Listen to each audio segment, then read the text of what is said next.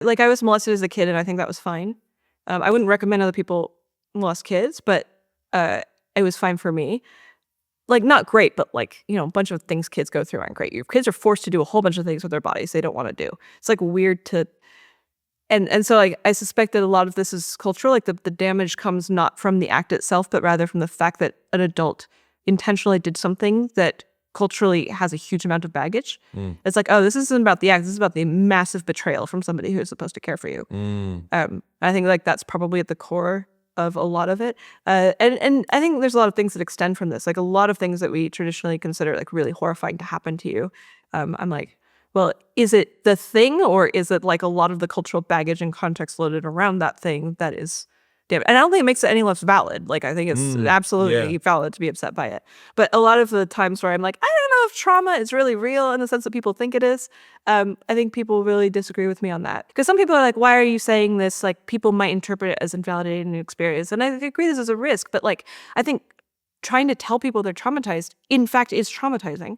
And I'm down if people are traumatized. Again, I'm not trying to say that people who are having a reaction should not, like, that's not valid. But like often you experience in little ways, like something happens to you and then people immediately go like, oh my God, I'm so sorry. That must be so hard. And I'm like, well, what if it isn't? Did you check first? Like, did you ask like, how are you feeling about that? And people don't say, how are you feeling? They just immediately jump to a social narrative where you're supposed to be suffering. And they treat you as though you are suffering. And I think people just then suffer. Like, I had a period of time where, like for example, I had a pretty abusive childhood. Like my dad was like pretty awful to me. And I had a period of time where it was like, as a kid, it was like really unpleasant. And then I got out into the world and then I would casually, say something about my childhood. And people would be like, oh my God, what the fuck? And then eventually I learned like, oh, when I talk about my childhood, the world responds with really intense visceral sympathy.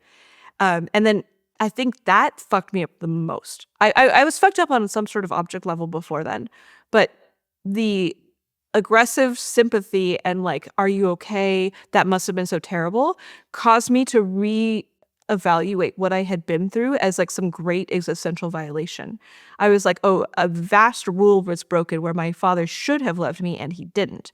And this was devastating for me emotionally. Like that's where I had trouble sleeping at night. I felt like I had a burning thing in my chest all the time. Like Father's Day, I had to take off work because I would see, commercials of fathers and I just couldn't handle it.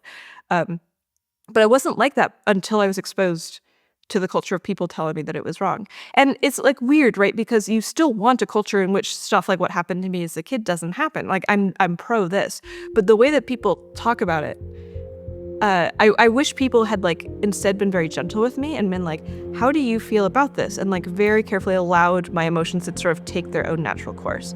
Because a lot of the healing that I did from my childhood trauma wasn't healing from the trauma itself, but healing the narratives that I had learned about it.